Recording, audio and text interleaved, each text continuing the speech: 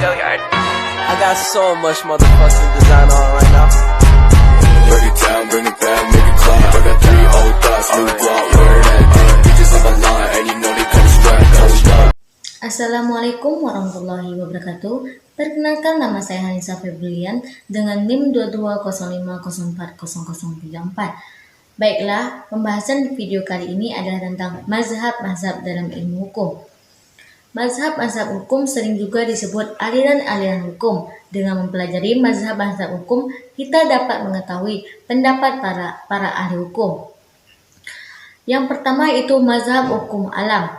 Dalam menelusuri sejarah hukum alam berarti mengikuti sejarah manusia yang menemukan suatu keadilan mutlak dengan berbagai persoalan yang telah dihadapi. Sejak ribuan tahun lalu, ide tentang hukum yang mutlak selalu saja muncul dengan berbagai latar belakang, mulai dari supremasi individu karismatik, penerimaan pandangan hak asasi fundamental, hingga pengakuan atas realitas tertinggi, yaitu Tuhan, yang dianggap lebih tinggi dari hukum positif.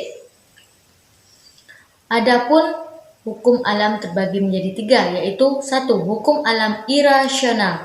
Perkembangan pemikiran hukum alam irasional muncul sebagai bagian dari berkembangnya paham filsafat teosentris pada masa The Dark Age atau zaman kegelapan.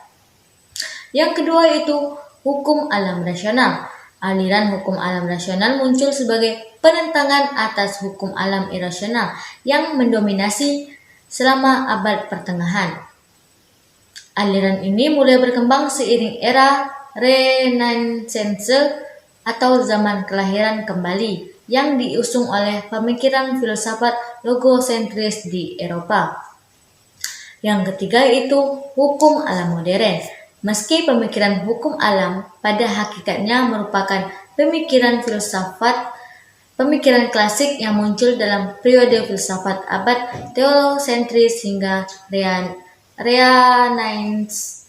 Nyatanya hingga saat ini filsafat mazhab hukum alam masih dilestarikan. Yang kedua yaitu mazhab hukum positivisme. Aliran ini memandang perlunya pemisahan secara tegas antara hukum dan moral, antara hukum yang berlaku dan hukum yang seharusnya. Positivisme hukum sangat menekankan pada kaidah hukum yang terkodifikasi dan menganggap bahwa hukum di luar kodifikasi yang legal itu sebagai bukan hukum yang sebenarnya. Dalam kacamata positivis, tiada hukum lain kecuali pemerintah penguasa atau law is a command of the lawgiver. Bahkan bagian dari aliran positivis yang menanamkan konsepnya sebagai legisme berpendapat bahwa hukum adalah identik dengan undang-undang. Istilah positivisme pertama kali digunakan oleh Saint-Simon sekitar tahun 1825. Pemikiran positivisme berakar pada dialeksi filsafat empirisme. Keduanya adalah pola pemikiran hukum yang memiliki latar belakang perkembangannya yang sama. Pesatnya, pemikiran positivisme terjadi setelah menangnya gerakan sekularisasi yang berupaya memisahkan secara tegas antara urusan politik negara dan urusan keagamaan oleh gereja, serta penolakan atas paham filsafat transdental yang diusulkan oleh Immanuel Kant. Yang tiga itu mazhab hukum utilitarianisme. Aliran ini merupakan aliran dalam kemanfaatan filsafat atau utilitas hukum yang sebagai meletakkan tujuan utama dari hukum. Utilitarianisme muncul sebagai reaksi terhadap ciri metafisis dan abstrak yang berkembang dalam filsafat hukum abad ke-18, terutama pada aliran hukum irasional. Teori awal yang mendasari terbentuknya utilitarianisme sebagai mazhab hukum dibangun dari pemikiran Jeremy Bentham, yang melalui karya-karyanya mengencam konsepsi hukum alam. Bentham tidak dapat menerima kekaburan dan ketidaktetapan teori-teori hukum alam yang berakibat pada rendahnya kadar kepastian hukum. Utilitarianisme berupaya mewujudkan hukum yang mengutamakan kemanfaatan sebagai tujuan tertinggi dengan menempatkan kemanfaatan sebagai tujuan hukum. Mazhab utilitarianisme mengesampingkan makna baik atau tidak adanya suatu hukum selama mampu memberikan kebahagiaan yang sebesar-besarnya bagi masyarakat.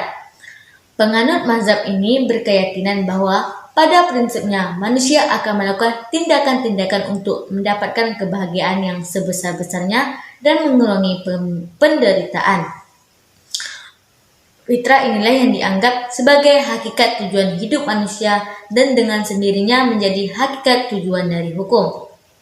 Yang keempat yaitu mazhab hukum sejarah. Mazhab ini merupakan sama seperti halnya mazhab positivisme dan utilitarianisme.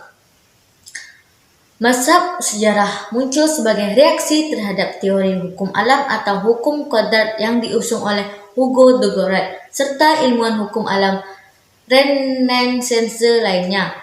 Mazhab sejarah menentang kepercayaan kodrati yang menganggap bahwa hukum yang baik adalah yang bersifat universal dan abadi, karena pada hakikatnya hukum secara historis senantiasa berubah menurut waktu dan tempatnya.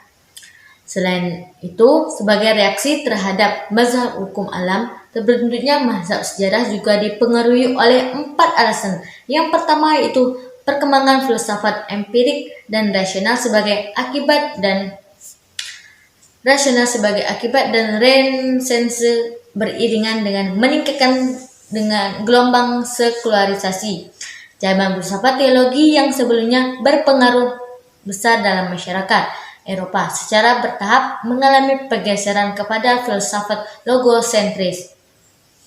Perkembangan ini membuka jalan bagi terbentuknya berbagai mazhab hukum, termasuk positivisme, utilitarianisme, dan sejarah.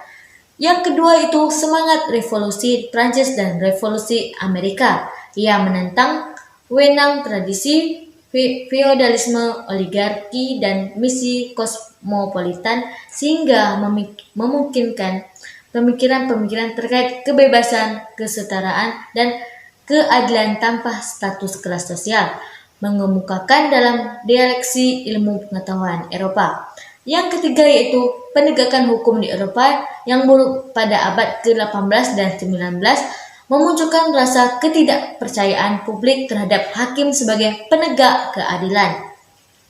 Sebagai muncul narasi bahwa hakim tidak berhak menafsirkan hukum dan sebagai gantinya perlu ditetapkan undang-undang yang menjadi sumber hukum yang berkepastian tepat. Keempat yaitu inisiasi kodifikasi hukum alam Anton Frederick Justus Thibaut pada tahun 1772 sampai 1840. Profesor hukum di Universitas Heidelberg dengan publikasinya dalam Teori dan Logisken Auslegung der Römischen Recht tahun 1799. Kodifikasi hukum mengawali paham legisme modern yang mendorong pertumbuhan mazhab positivisme, utilitarianisme, dan sejarah. Beberapa tokoh utama yang mempelopori dan mendukung mazhab sejarah diantaranya adalah Friedrich Carl Savigny, Foucault, dan Henry Sumermani. Yang kelima itu mazhab hukum sosial jurisprudence. Aliran ini merupakan salah satu memandang bahwa hukum yang baik haruslah hukum yang sesuai dengan hukum yang hidup dalam masyarakat. Sosiologisal jurisprudence dengan tegas memisahkan antara hukum positif dan hukum yang hidup. Dalam literatur hukum terdapat beberapa pandangan bagi sosiologisal jurisprudence. Di antaranya adalah sociologisal of law dan living law. Namun, menurut Patton, penggunaan istilah sociologisal of law tidaklah tepat karena menimbul kerancauan antara sosiologisal jurisprudence dan sosiologisal hukum atau sociology of law. Dalam pandangan Platon, pandangan yang tepat untuk mazhab ini adalah fungsional antropologisal. Latar belakang perkembangnya sosiologisal jurisprudense berangkat dari dialeksi antara positivisme hukum dan historia rectul. Positivisme menekankan pada prinsip dasar legisme, yakni tidak ada hukum selain pemerintah penguasa. Sebaliknya, mazhab sejarah memandang bahwa hukum atau dalam pengertiannya hukum yang sebenarnya timbul dan berkembang bersama masyarakat. Positivisme menekankan pada rasionalisme hukum. Sementara mazhab sejarah mementingkan pengalaman dan dialeksi sosial kemasyarakatan. Negara antara dua aliran pemikiran hukum ini menghasilkan antesis yang pertama kali dikemukakan oleh Egon Eleric dengan konsep living law dalam sosiologisal jurisprudense. Rasionalisme hukum dan pengalaman sosial masyarakat sama-sama penting dan mendasar. Terdapat dua tokoh utama dalam aliran sosiologisal jurisprudense, yakni Egon Eleric dan Ross Kohnfons. Yang keenam yaitu mazhab hukum realisme. Aliran ini merupakan salah satu dalam tradisi filsafat Anglo-Saxon yang muncul sebagai reaksi atas perkembangan berbagai mazhab di Eropa kontinental, terutama positivisme dan sejarah historis rectul. Pemikiran realisme hukum berusaha memberi keleluasan bagi hakim dan memilih dan menentukan serta secara kreatif membangun keputusan hakim. Bukan sekedar mengambil putusan yang tertera dalam peraturan perundang-undangan yang dibuat oleh penguasa. Dalam hal ini, faktor-faktor internal dalam diri hakim seperti temperamen, psikologis, latar belakang sosial, spiritual, dan nilai-nilai yang dianutnya lebih berfungsi dalam pengambilan keputusan hukum yang secara nyata dapat memberi positif bagi masyarakat daripada norma buku yang tertulis dalam undang-undang realisme. Hukum menginginkan bahwa dasar pijakan dari hukum harus berasal dari pengalaman dan menempatkan hakim bukan lagi corong undang-undang sebagaimana ajaran positivisme hukum, tetapi hakim adalah kreator hukum. Hukum juga perlu dimaknai sebagai seperangkat tata nilai, asas dan norma yang ada di dalam praktik atau living in action atau bukan terbatas dalam kitab-kitab kodifikasi yang bersifat closed logical system. Yang ketujuh yaitu mazhab Freirech-Lehre. Freirech-Lehre atau ajaran hukum bebas berpendapat bahwa hakim mempunyai mandat menciptakan hukum. Penemu hukum yang bebas hukum bukanlah menerapkan undang-undang, tetapi menciptakan penyelesaian tepat untuk peristiwa yang konkret, sehingga peristiwa-peristiwa berikutnya dapat dikenakan menurut norma yang telah diciptakan oleh hakim. Yang kedelapan yaitu mazhab hukum Islam. Mazhab hukum Islam merupakan mazhab yang berlandaskan pada agama Islam. Pada dasarnya, macam-macam mazhab dalam ajaran Islam yang terdiri dari mazhab Hanafi, Maliki, Syafi'i, dan Hambali. Sekian video dari pembahasan dari saya. Wassalamualaikum warahmatullahi wabarakatuh.